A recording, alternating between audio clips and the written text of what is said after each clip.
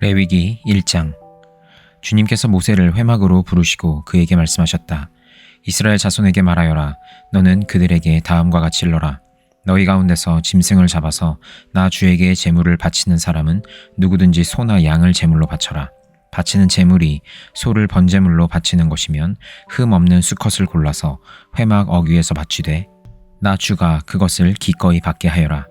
제물을 가져온 사람은 번제물의 머리 위에 자기의 손을 얹어야 한다. 그래야만 그것을 속죄하는 제물로 받으실 것이다. 그런 다음에 제물을 가져온 사람은 거기 주 앞에서 그 수송아지를 잡아야 하고 아론의 혈통을 이어받은 제사장들은 그 피를 받아다가 회막 어귀에 있는 제단 둘레에 그 피를 뿌려야 한다. 제물을 가져온 사람이 그 번제물의 가죽을 벗기고 고기를 저며 놓으면 아론의 혈통을 이어받은 제사장들이 제단 위에 불을 피우고 그 불 위에 장작을 지피고 아론의 혈통을 이어받은 제사장들이 고기 점인 것과 그 머리와 기름기를 제단에서 불타는 장작 위에 버려 놓아야 한다. 제물을 가져온 사람이 내장과 다리를 물에 씻어주면 제사장은 그것을 모두 제단 위에다 놓고 불살라야 한다. 이것이 번제인데 이는 제물을 불에 태워서 그 향기로 나 주를 기쁘게 하는 살라 바치는 제사이다. 바치는 제물이 가축대 곧 양이나 염소 가운데서 골라서 번제로 바치는 것이면 흠 없는 수컷을 골라 제물로 바쳐야 한다. 제물을 가져온 사람은 그 제물을 주 앞 곧 제단 북쪽에서 잡아야 하고 아론의 혈통을 이어받은 제사장들은 제단 둘레에 그 피를 뿌려야 한다. 제물을 가져온 사람이 고기를 점이고 그 머리와 기름기를 베어 놓으면 제사장들 가운데서 한 사람이 그것들을 제단에서 불타는 장작 위에 버려 놓아야 한다. 제물을 가져온 사람이 내장과 다리를 물에 씻어주면 제사장은 그것을 받아다가 모두 제단 위에서 불살라야 한다. 이것이 번제인데 이는 제물을 불에 태워서 그 향기로 나 주를 기쁘게 하는 살라 바치는 제사이다.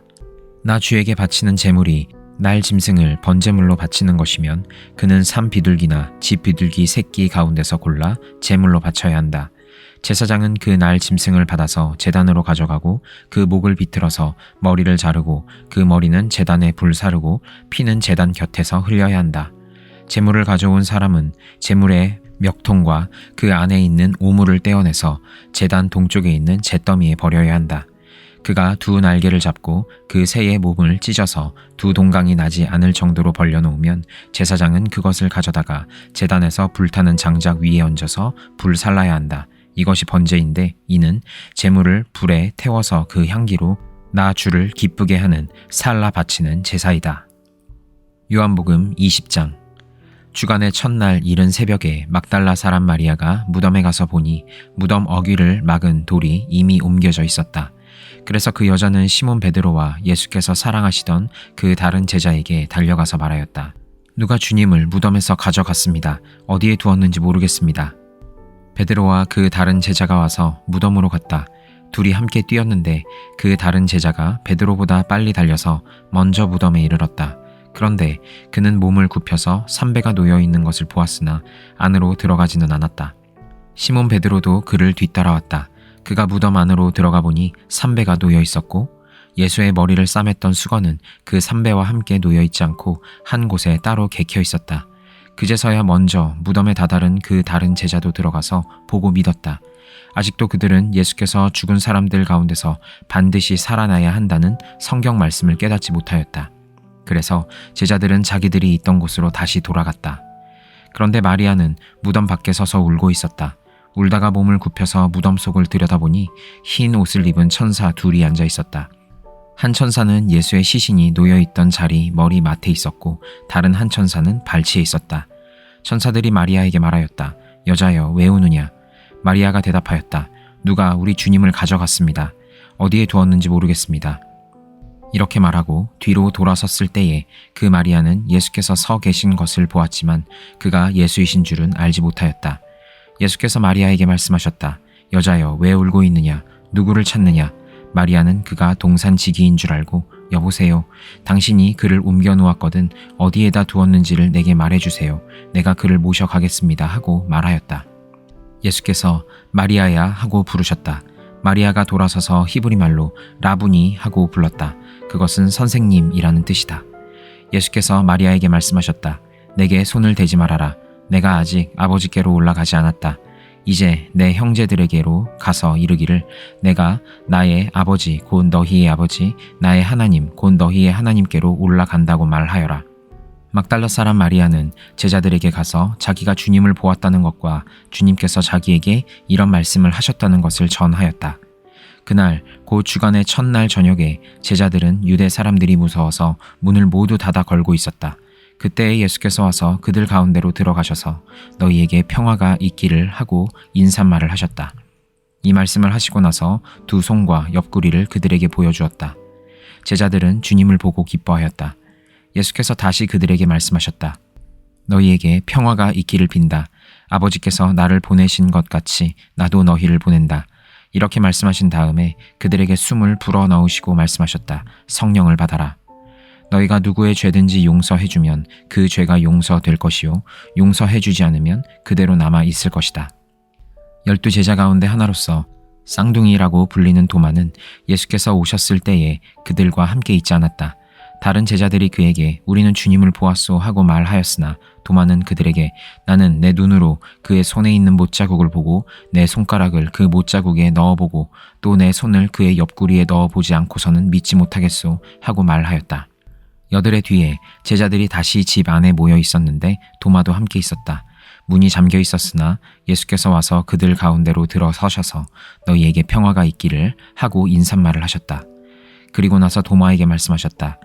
너의 손가락을 이리 내밀어서 내 손을 만져보고 너의 손을 내 옆구리에 넣어보아라. 그래서 의심을 떨쳐버리고 믿음을 가져라.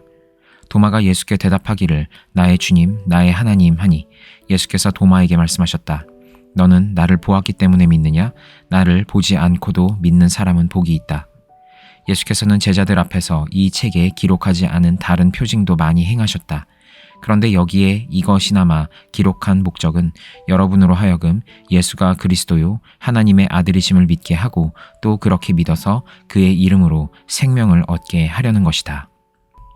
잠언 17장 마른 빵 한 조각을 먹으며 화목하게 지내는 것이 진수성찬을 가득히 차린 집에서 다투며 사는 것보다 낫다. 슬기로운 종은 부끄러운 일을 하는 주인집 아들을 다스리고 그 집 자녀들과 함께 유산을 나누어 받는다. 도가니는 은을, 화덕은 금을 단련하지만 주님께서는 사람의 마음을 단련하신다. 악을 행하는 사람은 사악한 말에 솔깃하고 거짓말을 하는 사람은 중상하는 말에 귀를 기울인다. 가난한 사람을 조롱하는 것은 그를 지으신 분을 모욕하는 것이다. 남의 재앙을 기뻐하는 사람은 형벌을 면하지 못한다. 손자는 노인의 면류관이요 어버이는 자식의 영광이다. 거만한 말이 미련한 사람에게는 안 어울린다. 하물며 거짓말이 통치자에게 어울리겠느냐? 뇌물을 쓰는 사람의 눈에는 뇌물이 요술 방망이처럼 보인다. 어디에 쓰든 안 되는 일이 없다. 허물을 덮어주면 사랑을 받고 허물을 거듭 말하면 친구를 갈라놓는다. 미련한 사람을 100번 매질하는 것보다 슬기로운 사람을 한 번 징계하는 것이 더 효과가 있다. 반역만을 꾀하는 악한 사람은 마침내 잔인한 사신의 방문을 받는다. 어리석은 일을 하는 미련한 사람을 만나느니 차라리 새끼 빼앗긴 암곰을 만나라. 악으로 선을 갚으면 그의 집에서 재앙이 떠나지 않는다. 다툼의 시작은 뚝에서 물이 새어 나오는 것과 같으니 싸움은 일어나기 전에 그만두어라.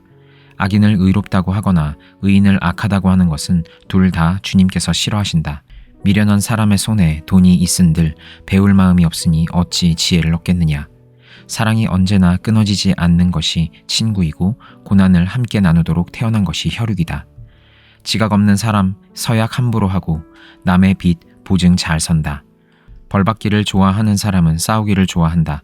패가망신을 원하는 사람은 집을 치장하기를 좋아한다. 마음이 비뚤어진 사람은 복을 얻지 못하고 거짓말만 하는 혀를 가진 사람은 재앙에 빠진다. 미련한 자식을 둔 부모는 걱정이 그칠 새가 없고 어리석은 자식을 둔 부모는 기쁨이 없다. 즐거운 마음은 병을 낫게 하지만 근심하는 마음은 뼈를 마르게 한다. 악인은 가슴에 안겨준 뇌물을 먹고서 재판을 그르친다. 슬기로운 사람의 눈은 지혜를 가까이에서 찾지만 미련한 사람은 눈을 땅 끝에 둔다. 미련한 자식은 아버지의 근심이고 어머니의 고통이다. 의로운 사람을 벌주는 것은 옳은 일이 아니다. 존귀한 사람을 정직하다고 하여 때리는 것도 바른 일이 아니다. 아는 것이 많은 사람은 말을 삼가고 슬기로운 사람은 정신이 냉철하다. 어리석은 사람도 조용하면 지혜로워 보이고 입술을 다물고 있으면 슬기로워 보인다. 빌립보서 4장. 그러므로 사랑하고 사모하는 나의 형제 자매 여러분, 나의 기쁨이요 나의 면류관인 사랑하는 여러분, 이와 같이 주님 안에 굳건히 서 계십시오. 나는 유오디아에게 권면하고 순두계에게도 권면합니다. 주님 안에서 같은 마음을 품으십시오. 그렇습니다. 나의 진정한 동지여, 그대에게도 부탁합니다. 이 여인들을 도와주십시오. 이 여인들은 글레멘드와 그 밖에 나의 동역자들과 더불어 복음을 전하는 일에 나와 함께 애쓴 사람들입니다. 그들의 이름은 생명책에 기록되어 있습니다. 주님 안에서 항상 기뻐하십시오. 다시 말합니다. 기뻐하십시오. 여러분의 관용을 모든 사람에게 알리십시오. 주님께서 가까이 오셨습니다. 아무것도 염려하지 말고 모든 일을 오직 기도와 간구로 하고 여러분이 바라는 것을 감사하는 마음으로 하나님께 아뢰십시오. 그리하면 사람의 헤아림을 뛰어넘는 하나님의 평화가 여러분의 마음과 생각을 그리스도 예수 안에서 지켜줄 것입니다.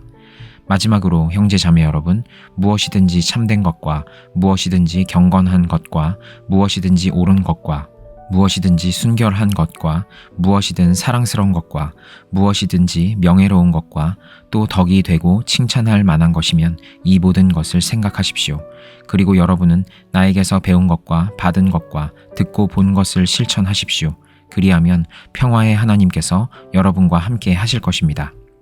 나를 생각하는 마음이 여러분에게 지금 다시 일어난 것을 보고 나는 주님 안에서 크게 기뻐하였습니다.